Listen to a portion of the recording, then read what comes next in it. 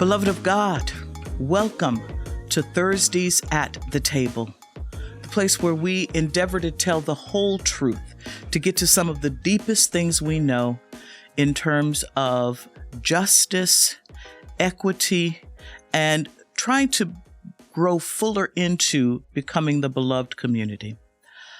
Thank you for joining us, and I'm so excited for the guests that we have today. We have returning with us today at Thursdays at the Table, Gregory Joseph Boyle, who is an American Catholic priest of the Jesuit order. He is the founder and director of Homeboy Industries, the world's largest gang intervention, rehabilitation, and reentry program, and the former pastor of Dolores Mission Church in Los Angeles.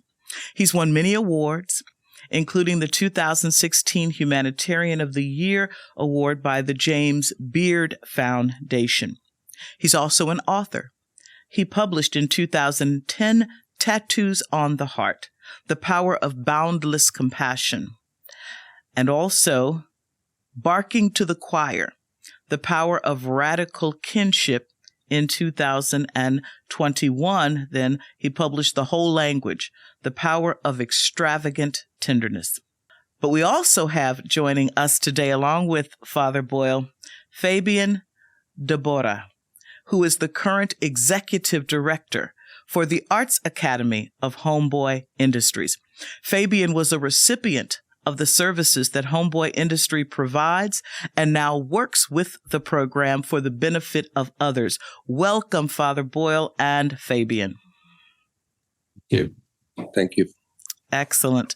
Well, Father Boyle, or again, as you are lovingly referred to on the video that is on the Homeboy's website, Father G, thank you for returning to Thursdays at the Table.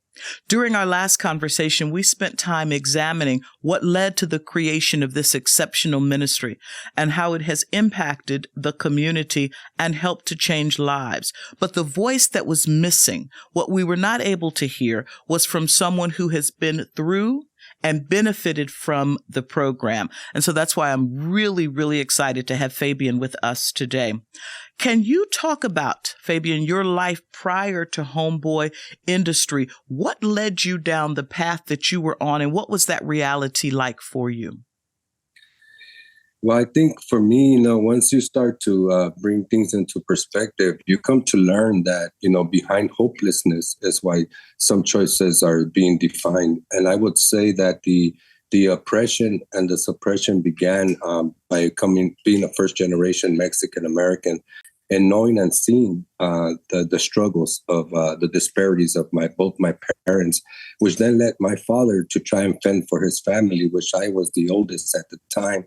And he then started to transport drugs from Juarez, Mexico, into El Paso, into Los Angeles. I grew up in the housing projects, and that was during the 80s, late 80s, early 90s, which was the decade of violence and crack cocaine epidemic.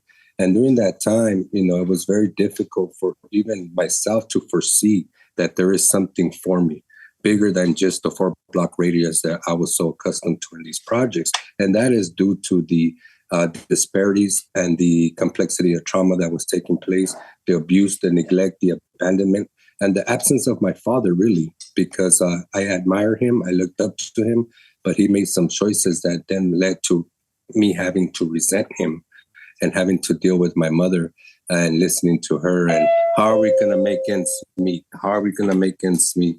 If your father was here, we wouldn't be going through all this. So all that starts to become heavy.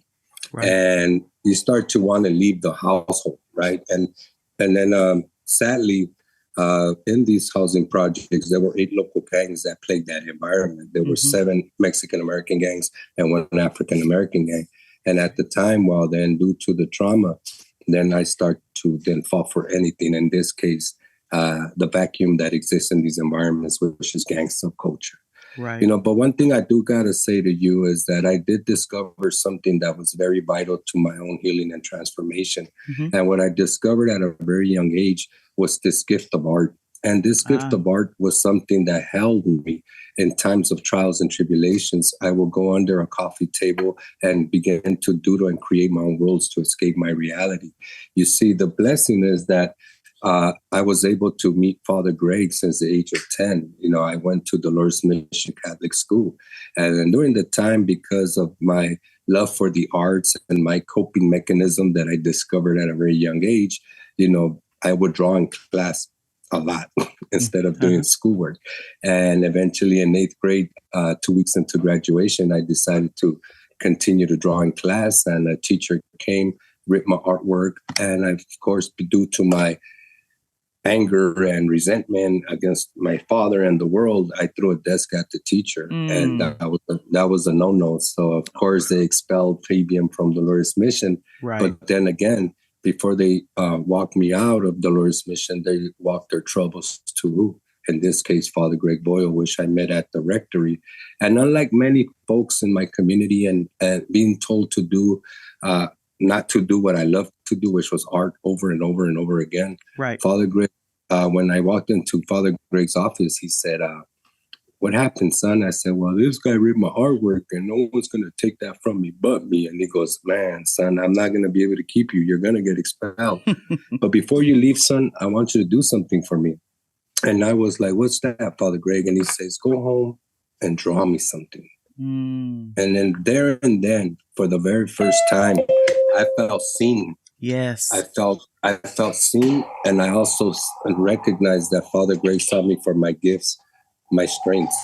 And that, in that sense, that's when Father Greg became a father figure in that moment.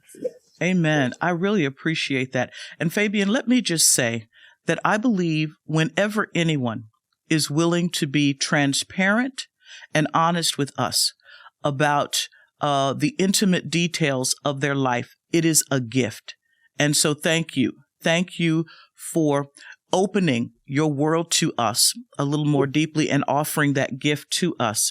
Father G, he used the word hopelessness in his helping us to understand how he ended up being expelled, how he perhaps, was drawn into gang life. Do you feel like that is something that exists with many people who end up in gang activity or criminal activity, a sense of hopelessness?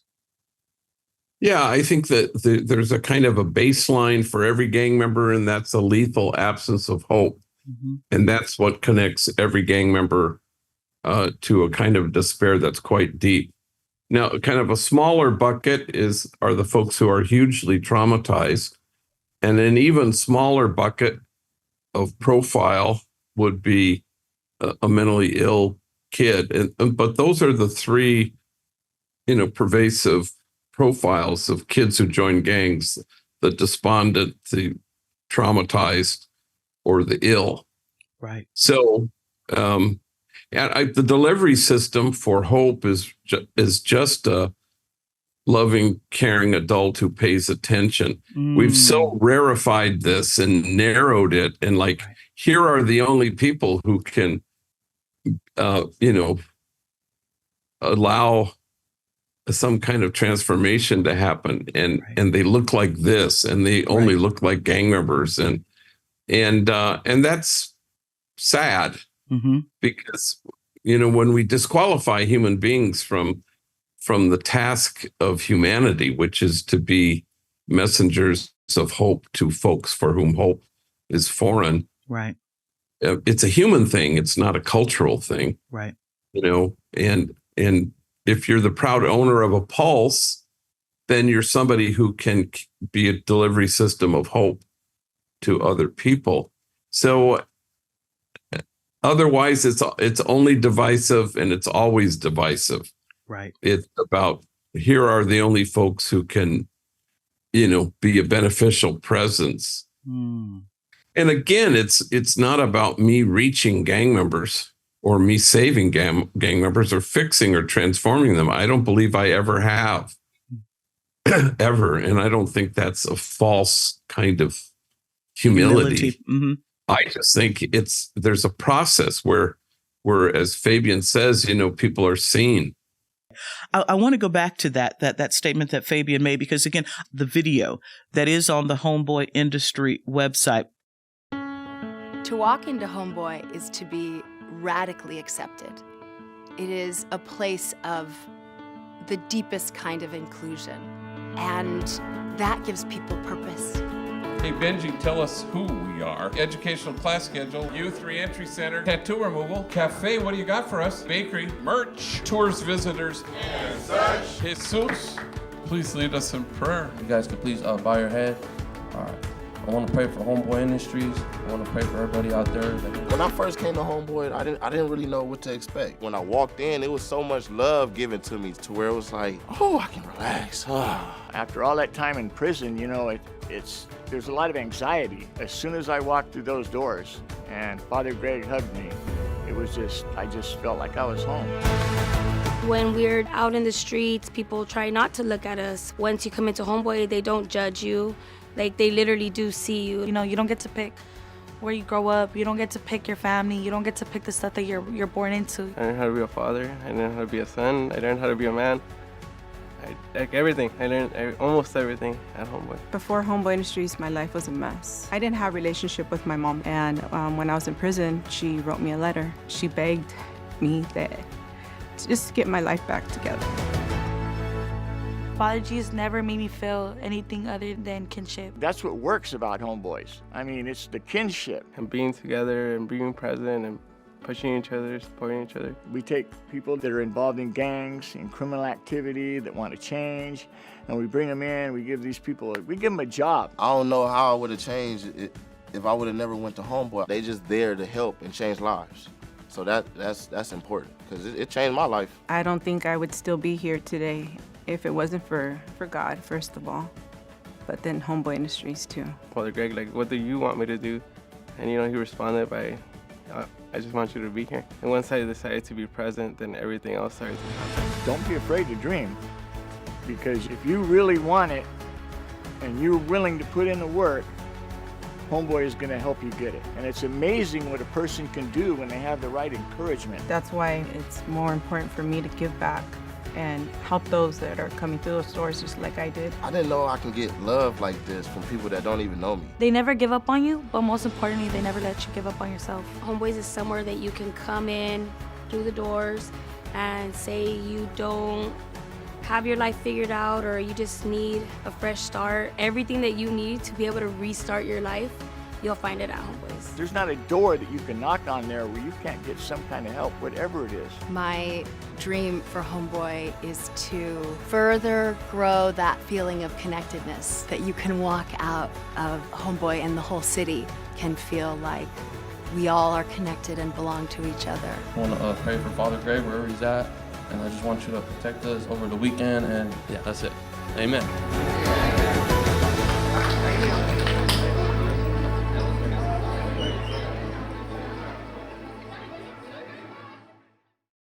In that video, there are testimonies of others who have benefited from this ministry. And they talk about what they encountered as they became engaged with Homeboy. And it was things like they found purpose. They felt loved for the first time. One gentleman talked about Father G, you embracing him. And after having been incarcerated for a long time, feeling that human touch. And others used the same phrase that Fabian just used, that they felt seen and that changed their lives. Fabian, can you expound just a little bit more on the dignity of restoration that's possible simply by feeling seen? Yes, I mean, I think that's the closest feeling you can get to God, right? And it creates this sense of faith and this sense of hope and this feeling of existence, you know, due to the darkness of the trauma and the being abandoned and the neglect and, you know, trying to rediscover your voice and very, I mean, especially where the environments where we come from, it was like minimal resources or, you know, it was always about punishment. Right. And the difference was here with Father Greg and just some of the folks that I encountered in my life was the fact that they took the time just to even be there and listen to what it is that I was bearing or carrying. Right. And then pointing to that direction, you know, which means, you know, this is what it can look like if you just give yourself this opportunity. And I think for me, as difficult as it was to embrace and believe the guidance that was given to me by even Father Greg or many, it also took me a near-death experience to really recognize that there is something much more greater than myself. Mm-hmm. You see, they said, God loves you. I said, since when?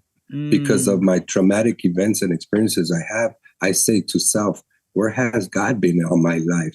Right. And in this near-death experience and the act of suicide, God reminded me and said, I've been here. You just haven't embraced me.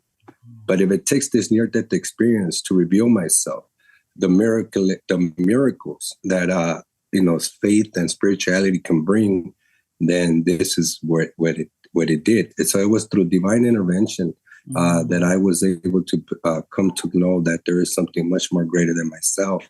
And there and then is when I start to realize that there is a purpose.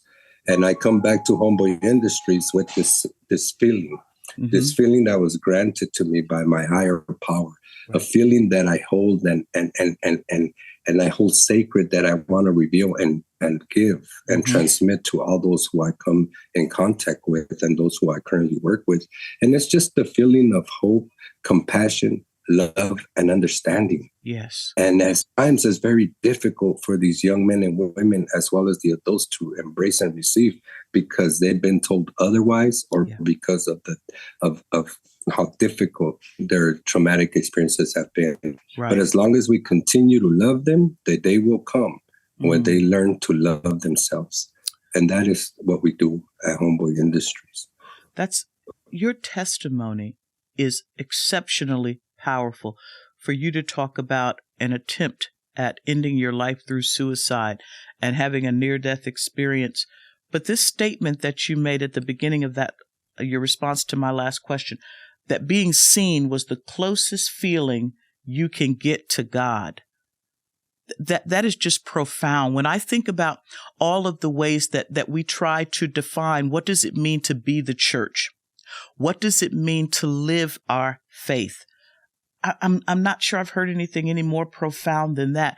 That if we embody the love that God is, not that just God offers, if we as those people of faith embody that love and in turn offer that to others, we then become the vessels of God. We're the closest thing perhaps that some folks get to God simply by being seen, heard, felt, understood, a dawning of light into some of that hopelessness.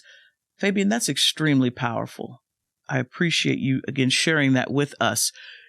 You also have touched on what happens when individuals aren't able to be drawn away from some of those behaviors and end up in a prison system. Your website says that Homeboy Industry imagines a world without prisons, and then we try to create that world. I'm sure there's some who would wrestle with that. What do you mean, a world without prison? What would it look like in this country not to have a carceral system where we send bad actors away? If we don't punish people for their crimes or their violence, what would we do? What does it mean to Homeboy Industry to talk about having a world without prisons? I mean, I think the best answer that I can give is that, I understand that, that'd be beautiful to live in a world without prisons. But if we're thinking about prison physically as an institution, or are we thinking prison as an individual, spiritually prison, right? So for me, it's more about like working with individuals, and Father Greg has taught me this very well. It's almost like the same concept of like, we don't work with gangs, we work with gang member. Because the minute we begin to work with one individual at a time, in the end, there is no recruits. And I think that's the same notion when we think about no more prisons, is the more that we can help individuals redirect their lives individually, one at a time, then the hope is that the day will come when we no longer need these prisons to exist in order to rectify or to, be utilized as a way to hold us accountable. I mean, I think that's the notion and that's the idea. So what I do is just focus on the person right in front of me, because I do believe that if that individual is given the opportunity to redirect his life, then the ripple effect that it will cause not only for his family, but his community. And then the end, do we really need some prisons? And that's the idea. But I think that's the best answer I can give. Well, I really appreciate that. And you speak to something sort of existential also when you talk about the notion of a spiritual prison. And I think that takes us right back to this notion of hopelessness. So again, one does not necessarily have to be physically entombed, right, within a physical prison. If you're entombed in your mind, believing that there's no hope, there's no value, there's no purpose for your life, that's also a prison. But I want to stick with this notion of the real carceral system in our country. And Father Boyle, I'll turn to you now, because there are those within the United States who are a part of an abolition movement, right? To end that system. We've Janet Wolfe, Angela Davis, Cornel West, Ruth Wilson Gilmore are some of the folks who have really dedicated a portion of their lives to this notion of abolishing prison. If you're able, talk to us about why prison reform isn't simply enough, and we really need to be thinking about the abolition of a carceral system. Yeah, our goal is not to make prisons nicer, but to make communities healthier. So you've mentioned bad actors, and there are no bad actors. There are wounded people, there are broken people, and that there's no need to punish anybody. There's a need to stop people, certainly, but sometimes they'll say things like 60% of those in prison have mental health issues. Right. But, I think that's way too low. That's not to stigmatize anybody, but it's just a measure of brokenness and wound that needs healing. The day will come when we stop punishing wound and we seek only to heal it. So it's perfectly fine. And you want to galvanize the imagination to say, imagine the day when policing is obsolete, right, and prisons are empty. We can't really achieve that unless we start to imagine, well, what would that look like? When the largest mental institution on the planet Earth is LA County Jail, well, then that's telling us that our approach is really kind of misguided. But I think the principles that are operative really is a notion that everybody's unshakably good and we belong to each other. Right. So if we began there, then police are no longer warriors, but they're guardians. And that's how you reach the moment when really policing is obsolete and prisons are empty. Mm-hmm. So otherwise, we're just kind of tinkering around the edges, but it's born of notions and the church has probably not helped here, because right, I think even notions of sin and evil have they stop conversation. It's why we don't make progress. I remember when there was in Nashville, I think, when you had a mass shooting and they talked to a Tennessee congressman, and he said, criminals are going to be criminals, and you can't legislate, against sin and evil. And I go, well, there's a classic example of how that's just ended conversation. Right. It's why we don't make progress. Right. But if we could abandon that kind of talk, then suddenly we're talking about sensible gun safety and assault weapons and really, really dealing with mental health issues in a way that's respectful and loving. Right. So, at the church, I always, I saw those air quotes. I saw that. Whatever that means in every kind of corner of Christianity is that we haven't helped matters because we think it's about good people and bad people. Right. And that's probably the least sophisticated take on crime and gangs. And gang members have taught me that. I've never met an evil person ever. Right. Ever. Right. So, but and what Fabian says, I think is correct. We don't work with gangs. We work with gang members, partly because if we worked with gangs, it would co-sign, it would kind of supply oxygen to something that has never been a very healthy thing in our communities. So that's why we don't do it. Right. But walk through our doors and you will find a community of cherished belonging. And so I want to play a little bit more with this notion of how, again, the air quotes, the church has not really contributed to this whole phenomenon very well. Much of Christianity is grounded in the notion that there is inherent dignity and value in every human being. And we see that whether we talk about the Imago Dei, all of us being created in the image and likeness of God, or when we look at parables of the lost coin or the lost sheep, individuals being of such value, right, that Christ and therefore Christ followers would cease everything and go after, pursue those who have lost their way. Do you believe anybody is ever beyond God's love or redemption? I don't. Yeah, I've never seen it. And I've been working with gang members for 40 years, so I always think maybe I would have seen somebody. Probation officers used to always say that to me. Don't even try with that guy. And then they'd say things like, because he's pure evil. And I just go, wow. This probation officer isn't savvy to something that I don't see. It's, in fact, this probation officer doesn't see the truth of this human being. Fabian, help us to probe a little deeper here. And those persons who, again, consider themselves devout Christians, who attend church regularly, but have been seduced with this notion of inherent evil, that there are bad actors, that some people are beyond redemption. What do we, as followers of Christ, what are we missing when we do buy into that notion? What does that do to someone to hear you're beyond redemption?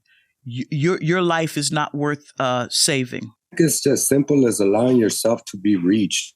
I think if you were to give me 5, but one of those folks that we consider, or those people with that mindset, they will fall in love with us. Because if you think about, if we are made in the image of God, then what's the, because if that's who we are called, I that's the way I see it. And I do see that there is some folks who still live along those lines of the non-believers, that redemption is possible. And, and I know that at Homeboy, we see God every day, all day. Yeah. But we have to be open-minded and willing to be reached in the way that we are going to see these things, these messages that come from these folks that people consider to be evil. And every day, there's humor, laughter, individual who struggles with mental illness reminds me and humbles me that I don't know it all, because in the end of the day, he's still, he is unique in the way that he's still, purified, portraying that love of God in his own way. But we have to be open and willing and stand in the margins and being able to be reached most and foremost. Right. That's really where it's about. Well, you talked about something there in your response. Often individuals, whether in the church or in secular society, look at a program like Homeboy Industries and only think about what it's doing for the population that it serves. But you just said something that I find very revealing, that those who have bought into this notion that there are some individuals who are inherently evil, beyond God's love or redemption, again, they are imprisoned in a misunderstanding of human beings. And by beginning a relationship with individuals that they might otherwise look down on, they become freed. So there is a giving in both ways in this ministry. It isn't just that those who think that they are, again, the beloved of God are doing something for those people. They are actually receiving a gift and a blessing in being able to expand their understanding and see everyone as being created in the image of God. Yep, absolutely. And I mean, it's a privilege to just work with and stand by and with, really, stand with these young men and women, as well as the adults of Homeboy Industries. I mean, you'd be surprised, how much one can learn, most importantly, grow spiritually just by standing with. And every day it's a learning lesson. Every day it's the closest that we can get to God in a way that humanity, at its best, and spirituality at its best. It's hard to explain, but you have to be in it to win it in a good way. When you're right there, it's like, oh my God. And that's why we show up. That's why I show up every day. Every day I show up because, it's not about what the person may need if I don't show up, but I show up selfishly. It's because of what I may need to continue to move towards this journey in this life that I was given. And that's what it's about. The program talks about believing in trainees until they can believe in themselves. What did that mean to you the first time that you heard that somebody was going to believe in you until you believed in yourself? Well, I mean, that was the whole opposite of what I was experiencing growing up as a young man. Homeboys is the whole opposite of that. The love, the compassion, the understanding. Even when one makes mistakes, it's not about punishment. Right. But it's about a reminder of, and they don't throw you away just like that. They keep bringing you closer, actually. When one makes a mistake, it's an opportunity to get closer to the individual, the person. And that's what I felt. And then gradually and spiritually, you start to grow in this beautiful way that you start to recognize, that there is a purpose and there is a reason why I'm here. And everything that I was told, whether it was through society or my father or whatever it is, the experience, makes no sense. It starts to dissolve gradually. And then you stand in your truth. And then you come to learn that your truth is exactly what God had in mind. And then you move in that with hopes that others can discover their truth as well. Right. Thank you for that. Father Boyle, I want to talk for a moment about this notion of some folks saying, well, this sounds great, but what about those who reoffend? What about this notion of recidivism? And that in some ways it becomes a waste of time or a waste of resources to be involved in a ministry like this. But Homeboys talks about the fact that we foster foundational healing so no one reoffends. Unpack that for us. Well, it's kind of akin to a drug rehab, alcohol and rehab center. And you ask people, well, I'll ask Fabian. Fabian, how many programs did you go to? I went to 2 programs, and it wasn't until the second program that I was able. So nobody on the first bounce kind of, and I know Fabian knows, and I know people who went to 20 programs until, and then it wasn't like you're fishing around for programs, and this one was a good one. No, it's just, it takes what it takes, and people are ready when they're ready. And we used to fret all the time. Fabian remembers when someone would disappear or get locked up again or back to gangbanging. And we would fret. We would say, oh, gosh, maybe they'll come back. But nobody does that anymore. We all say, he'll be back. I mean, Fabian knows, he's a good example. And everybody who runs Homeboy are people who, it took them several tries. And now they run the place. So it's more akin to relapsing than recidivism, Right. And, the rate in California anyway of recidivism is about 70% of those who were released from prison will return. Mm-hmm. And our rate is 30%. Wow. So it turns it on its head. But, you have to be comfortable with, people taking their time. And so Homeboy is like an AA meeting itself. Right. There are people there who are 20 years sober and people there who are 20 minutes sober, mm-hmm. and people there who are drunk, but they're there. Right. And so, and we have room for everybody. And it's nice for somebody who's actually drunk and there. I mean, mm-hmm. Figuratively. I know what you mean. Yes. Yeah. And then that they're bumping up against somebody who's 20 years sober. Right. And so it's a nice, it's the community that heals. That's where people find the transformation. And if they don't transform their pain, they're going to just keep inflicting it. Right. But then they find the real joy there is in finding their true selves and loving. And that's what you find at Homeboy. Sounds like radical acceptance to me. And often, again, that term radical has come to mean something very negative in our society, but radical acceptance sounds like something that is transformative for all parties that are involved in it. I didn't redirect my life to the age of 30.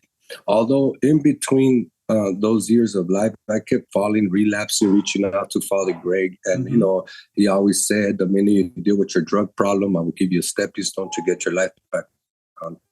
The fact I knew and I had a place to look into, in this case, Homeboy. And the time came when I was ready to redirect my life. I always say, thank God that there is such place as Homeboy and that the door is always open. Right. And to receive everybody that we work with, that, when they're ready, no matter if it takes 5-10 years, the fact that Homeboys is still consistent, open, and willing to receive you. Right. To me, that's a blessing already. You know what I mean? Amen. And so again, not giving up on someone because they don't turn the corner or completely, again, in church speak, repent, right? Release their former way of life and turn to a new way of life because they're not able to succeed the first time or the second time or maybe even the 10th time, right? We can't give up on individuals, but continue to believe that if our arms or our doors remain open, at some point they're going to come back in, and that'll be the time that they really are able to fully let go. And we have to come to understand that, it's not as easy as change your life overnight.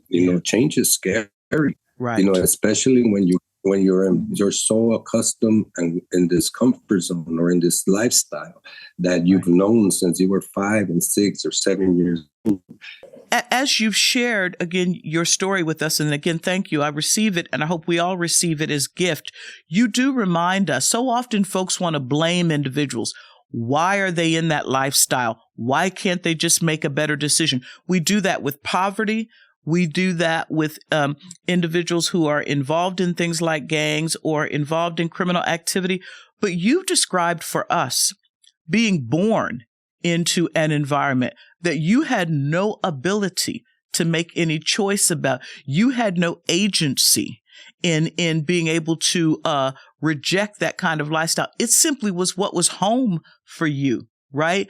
And so to not judge individuals that we encounter who are in a lifestyle that is, again, associated with gangs or illegal activity is also something that those of us who are Christ followers can offer to others. In curiosity, far better than judgment. How did you end up there? But more importantly, what can I do now that we've met one another to help you to find a way out of that life? Well, talk to us a little bit Fabian, about what this art department that you're the executive director of, this art that you describe as sort of being your safe haven. It was your escape when you were younger. What's it feel like now to be the executive director of that program for Homeboys? And what do you do every day? Tell us how this art is important to the life of this ministry.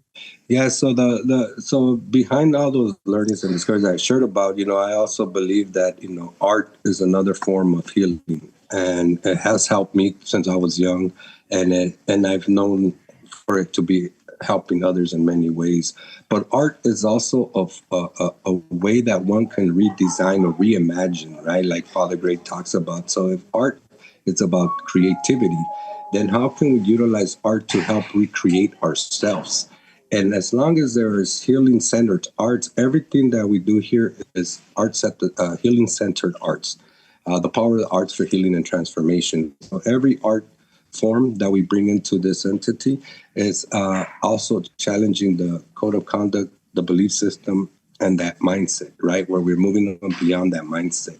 And every day we have multiple disciplines: visual arts, healing circles, music production, creative writing, photography, virtual reality, and graphic design, multimedia lab. So we have every art discipline here, because it's not just about, of course, the most important part is healing at the center.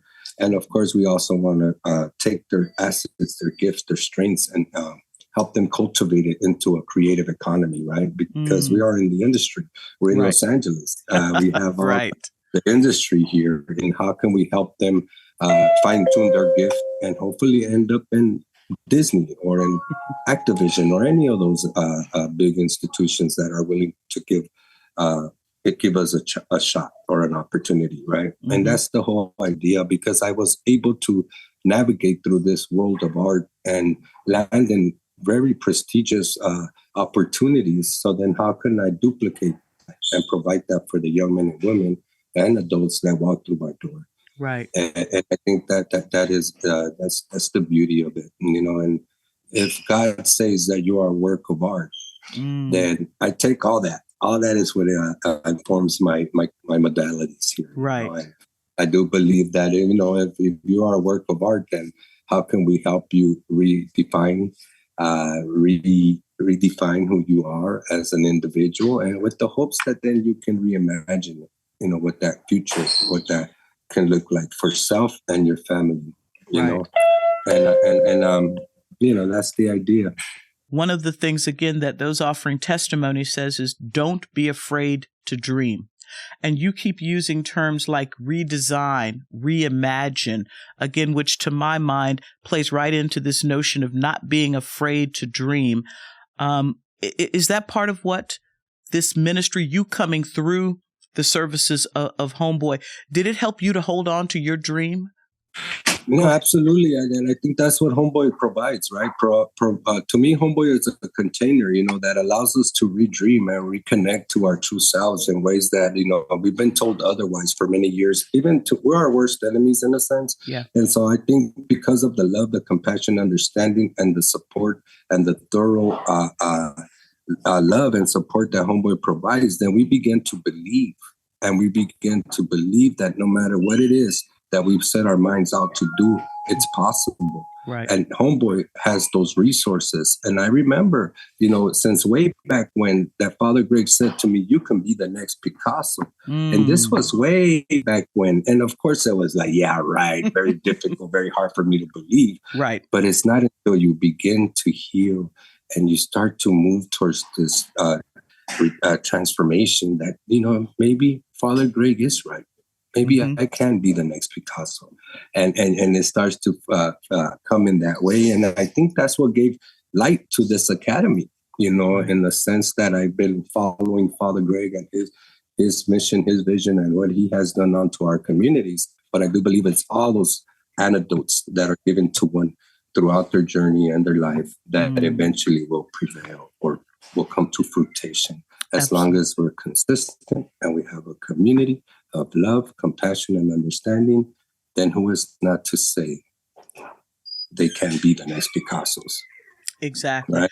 So again, speaking life, speaking hope, speaking, purpose into individuals' lives is an investment that we can all make. It's something that we can all do. Again, Father Boyle was talking earlier about how we sort of act like this work has to be done by exceptional individuals, right? Again, we all think about the types of persons, the Martin Luther Kings, the Gandhis, folks like that seem so any ability of us. They're extraordinary human beings.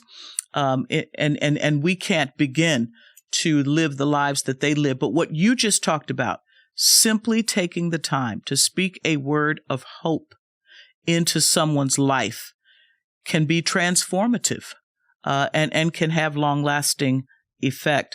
Father G, if someone is hearing this conversation and wants to begin for their church or their faith community or even themselves to perhaps become part of the global Homeboy network, or just begin to do something that can make this kind of profound difference in a community, what recommendations would you offer them?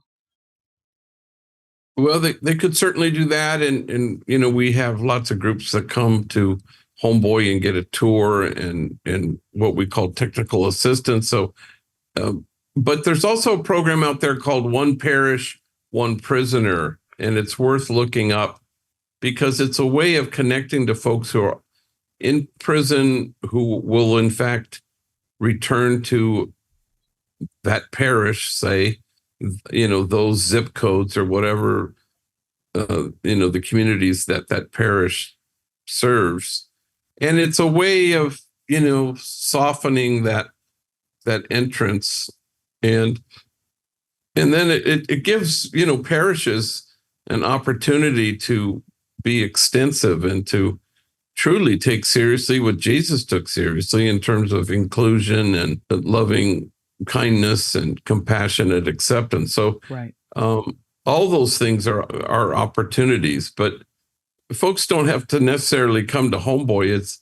It's easy enough to kind of be mindful of this population that's returning to the community. Right. I don't know what the statistics are, but like 90% of anybody locked up will return to a community. Right. And so, it's kind of in our interest to have that part of our consciousness.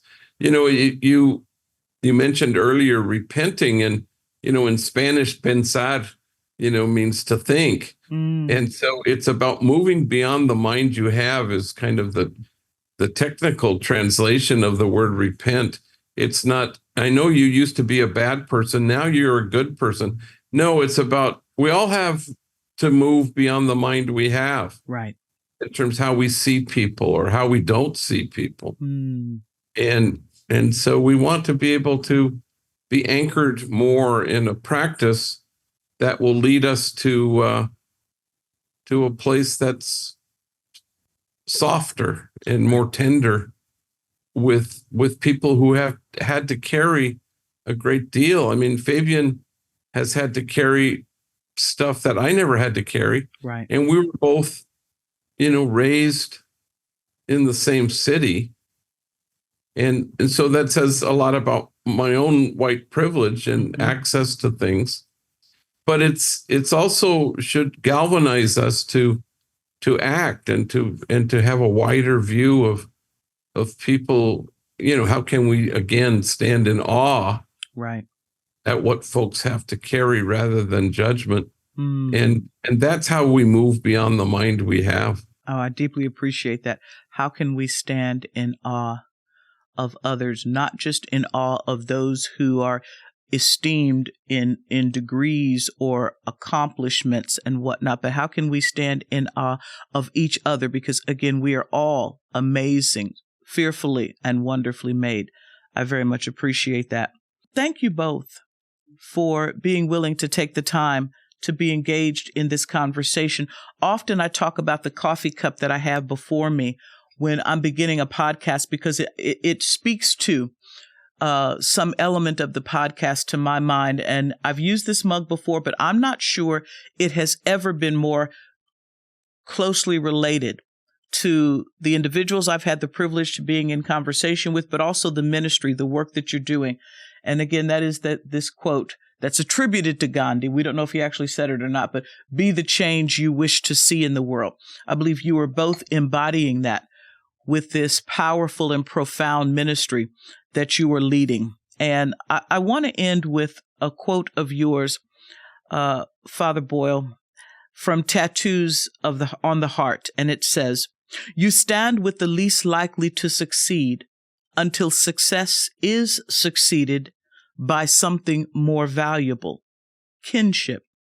You stand with the belligerent, the surly, and the badly behaved until bad behavior is recognized for the language it is, the vocabulary of the deeply wounded and of those whose burdens are more than they can bear." Thank you so much. May that be so. And may we pick up this mantle and do this very Christ-filled work that the two of you are doing in our communities. And I don't know, you said we don't have to come see you. I'm kind of looking forward to a road trip. We've done 2 podcasts now together. I'm kind of thinking about a road trip to come and see you and spend some time. I would like I'd like to see some of that artwork that is behind Fabian there, and him to be able to explain what some of that artwork means. And is that all of your artwork, Fabian, or are those other artists who are engaged in the program? No, these are all gifts given to me by other artists that reside behind me. But yeah, a little sales pitch though. If you forgive everyone and everything, the book that Father Greg and I were in has all my artwork there. So it's just a little sales pitch. Fantastic. Oh, well, I will get my hands on that and take a look at it. Thank you. There's nothing wrong with a shameless plug. I appreciate it.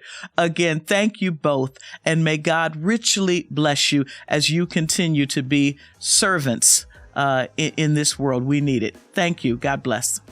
Thank you.